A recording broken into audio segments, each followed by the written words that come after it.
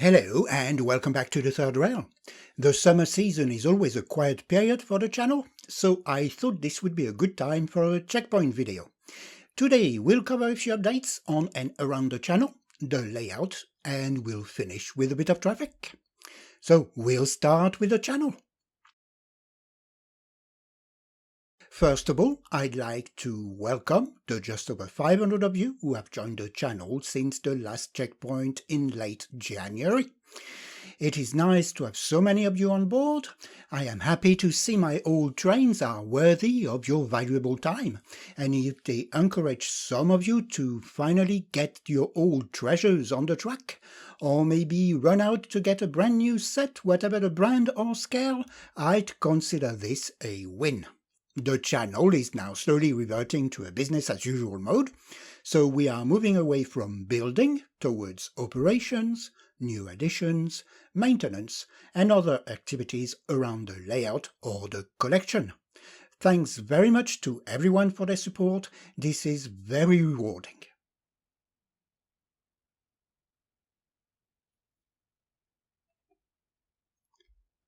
I produce my content in English because I am based in the United Kingdom, and English is the language I use the most. This choice earned quite a few positive comments over the years, but I am also conscious this might be a hurdle for many viewers. I am a bit of a linguist, so I considered publishing videos in several languages on a few occasions, but I gave up on the idea for a few reasons, the main one being that producing a video is time-consuming and more involved than it looks. To give you an idea, every minute of footage I upload represents an hour's work at a bare minimum for the simpler formats, and what I have produced since the beginning of the year took even longer. Each additional language would generate at least a couple of hours' work, which I simply do not have the bandwidth for. So I decided to fall back on the tools provided by YouTube instead, even if the results often left a lot to be desired. The world is fortunately not standing still, and a lot has happened on YouTube over the last few years to make content more accessible. I thought we'd quickly look at the various options because, in my opinion, they weren't implemented in the most intuitive of fashions.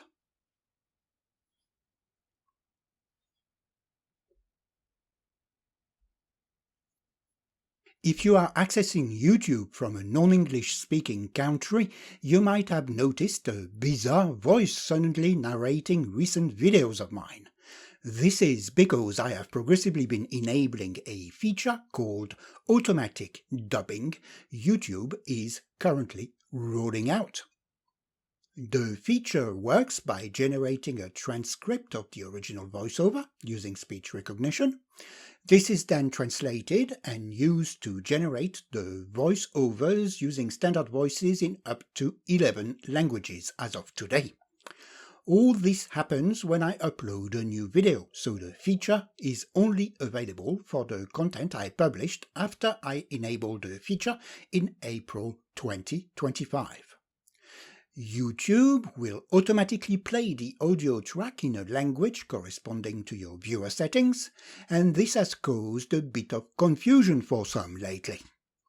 First of all, whether to use the feature is entirely up to you. You can revert to the original audio by clicking on the Settings wheel in your viewer, then choose Audio Track, and activate the English Original option. Or you can choose another language among the available options. I think that once you have selected an option, it will automatically apply to other channel videos, so this should be a one-time only procedure.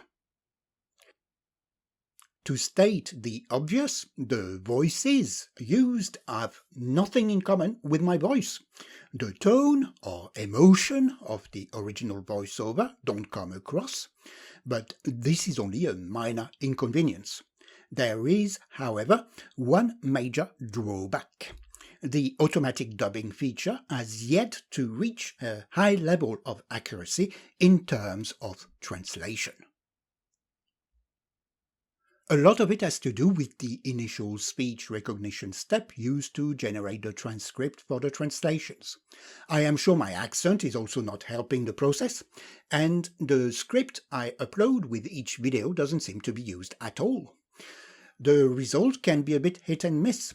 Context frequently gets lost from one paragraph to the other, and the wrong terminology is often used. So you will find that the words Märklin, layout, wire, or even room are often badly translated, and that technical terms can be a struggle. I am confident the quality will improve over time, but for now it is far from perfect. It is, however, good enough for someone to be able to follow the video. So, after thinking long and hard about this, I decided to go with the flow and enabled all available languages. If you'd like a more accurate translation, I would recommend the use of subtitles instead, because they can be generated using the original script I upload with each video. Again, this might require a few clicks or taps depending on your settings. We'll stay with the desktop viewers. The options are placed differently on other platforms. First, you need to activate the subtitles by clicking on the subtitles icon at the bottom of the YouTube viewer on desktop. At that stage, it is likely YouTube will display subtitles generated using the same process as with automatic dubbing, so using speech recognition and with the same weaknesses. You'll see the subtitles appear word by word, more or less in sync with my voice, if it is the case. To view subtitles generated using the script I used for the voiceover, you will need to set the subtitles language to English United Kingdom as opposed to English auto-generated. This is done by clicking on the settings wheel again, then pick the option under subtitles. Once this option is set, the subtitles will be displayed in larger blocks. The captions will have improved already. You might find some inconsistencies, which are usually down to me ad-libbing as I record the voiceover and not changing my script. With my script activated, you'll be able to translate them automatically to a language of your choice if required. You'll need to go back to Settings, then Subtitles, then choose Auto Translate and pick a language there. Et voilà! A more accurate translation, Märklin spelled properly everywhere for a start, better interpretation of the context, still not 100% correct, but much better. Subtitles and audio track options are not mutually exclusive, so they can be used at the same time too, if you so wish. So many choices. Okay, I hope this clarifies things somewhat. Sorry for the confusion. Now let's turn our attention to the layout.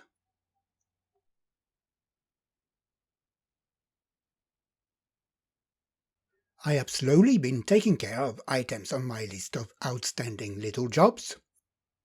A new station appeared on the layout a couple of episodes ago. It is a Märklin 418 Bahnhof Friedrichshafen that fits nicely in the gap I had left vacant for this purpose in the station area. I think this one is from 1948. I found it on eBay. It was in the UK and relatively cheap as it had a few issues, as can be seen on these listing pictures. The roof was covered in glue and a corner of the facade was damaged.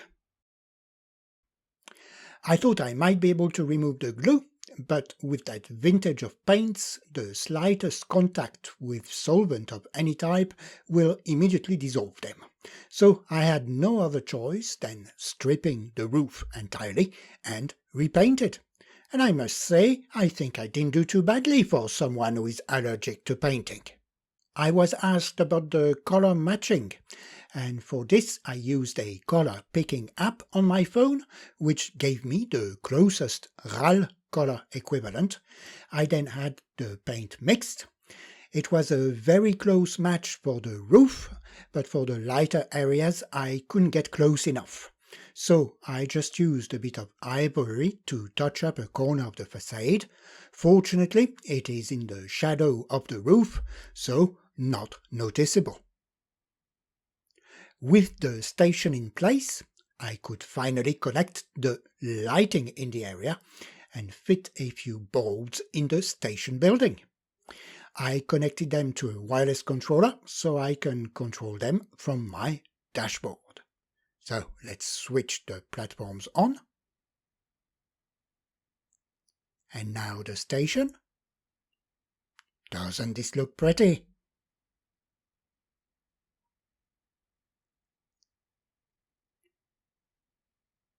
I also connected the crane while I was in the area. So let's have a go. I'll switch to another page on my dashboard. I think that's crane 1. Yep.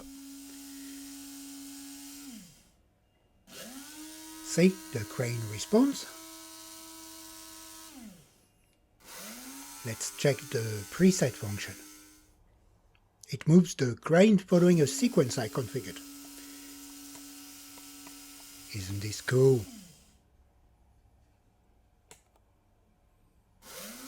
It is not good enough to do any type of automatic loading though. The motors in the crane are not precise enough to do that.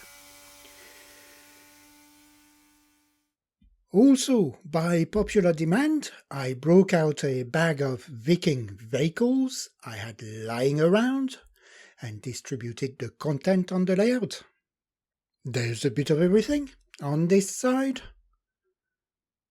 by the town,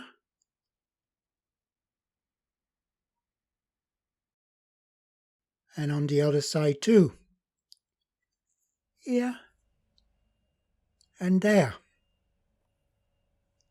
Now if we look at the depot, I have moved and connected another crane there. It's the same control method.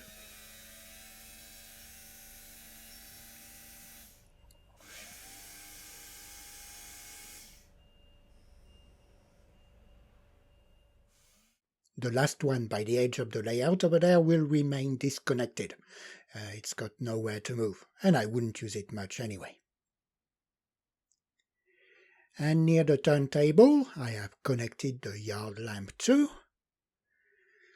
And it's controlled by the same circuit as the shed lighting.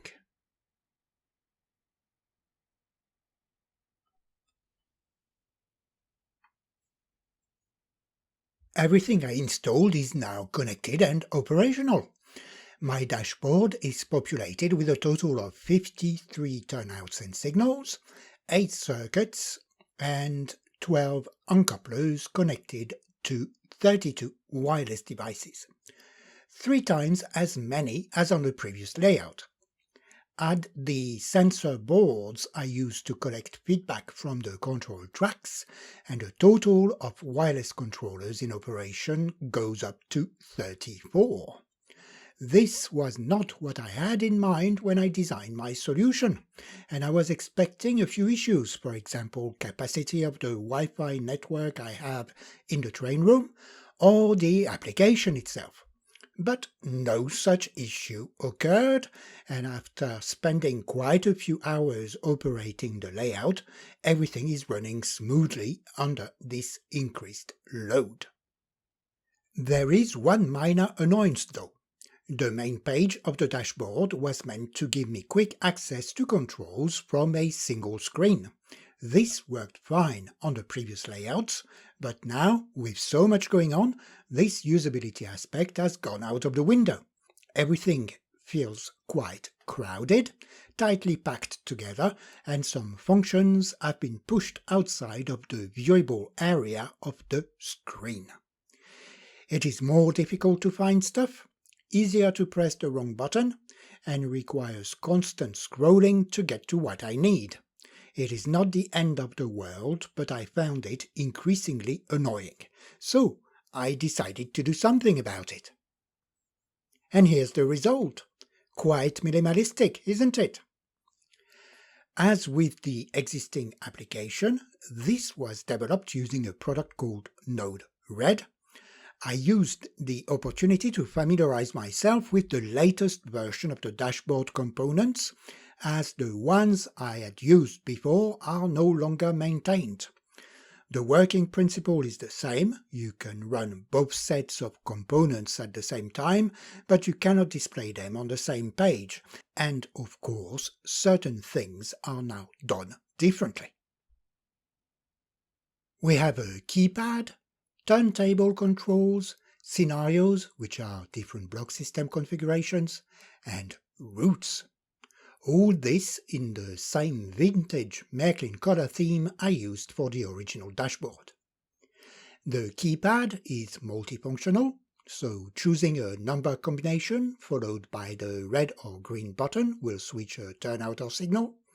Using the orange key followed by a number and a red button will activate an uncoupler. And the combination of yellow key, number, red or green buttons will turn circuits or lights on or off. This all fits nicely within the space available on my iPad and puts the most frequently used functions only a tap away. But it also renders well on my mobile phone, as you can see here. Of course, I'd need to scroll, but each page will render a different group of options. Pretty neat. So, let's try and switch the station lights on. Now off. Now an uncoupler. And a signal. Green and red. Cool, it's all working. Now we're going to send a train on its way. I'll set the route first.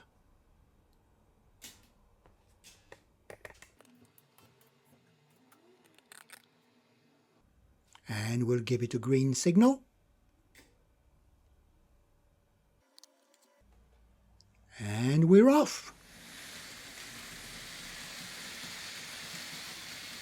Now, this was a good exercise to get an idea of the efforts involved in migrating the front end of my existing application to this new version. I still need to investigate a few aspects, but so far, nothing looks too complicated. One thing is sure, this will require quite a bit of time. This new control dashboard will already ensure I can still use the layout should a software update conflict with the older components. As far as the layout is concerned, I still need to modify my braking modules. They are a bit too strong at the moment, so I have to run certain trains faster than I would like on this layout. I need to do a bit of testing first though to find the right configuration. But this is all for later. No more crawling on the floor for the foreseeable future. Hooray! The layout is performing well, and I am able to run everything I have in the collection, as I have used the newer type of turnouts with little lanterns. This means this little zeppelin can finally come out and do a few rounds. I didn't want to do a dedicated episode on this one because there are hundreds of videos on the topic already, all using the same bits of old footage. It is model 3077, based on the Krokenberg railcar prototype from the late 20s, early 30s. This model was very popular and thousands were made between 1975 and 1990. Its party trick is the propeller, which starts before the motor driving the wheels kicks in. This is done with a simple but effective setup. A small DC motor is used for the propeller. It requires very little current to run, so it starts almost as soon as the throttle is moved.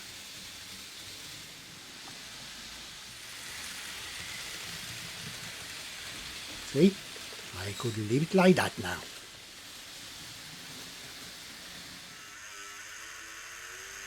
Then, as the throttle moves up, the propeller accelerates, and when the current is high enough, the motor bogie starts to move. The presence of two motors on the same circuit gives the package a delayed response, which feels quite realistic. No wonder this model was so popular.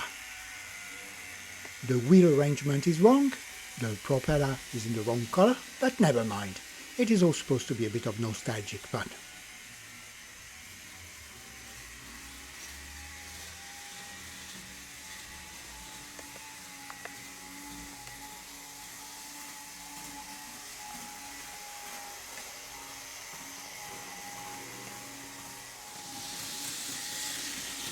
While we are watching the models on the move, I finish with a few words on the collection.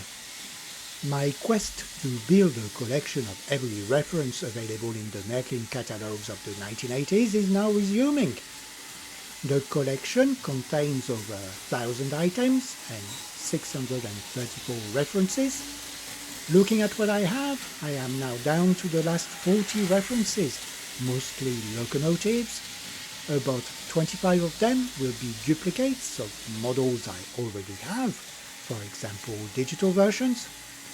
I am going to try and get my hands on the other 15 items first, although some of them are crazy expensive, like the Swedish wooden train set, either 2870 or 2670, so I'd have to find them locally to avoid import taxes, which might delay the process somewhat. Or they are not available to me because sellers are not willing to fill out customs paperwork. But I'd say the end is now in sight and I am slowly running out of things to buy. So, if there is something you'd like to see from that period of the Märklin production, there is a good chance I'd be able to put something together featuring it. Let me know in the comments. I also welcome any content suggestions or simply the opportunity to interact with you on any other topic. So, don't be shy. That was it for today. If you have made it that far, thanks very much for watching. And don't forget to hit the like or subscribe button. This will help the channel maintain its traction over the summer season. You can also support the upkeep of the collection by sending a super thanks my way. Whatever the option you end up choosing, many thanks for all your support, and bye for now.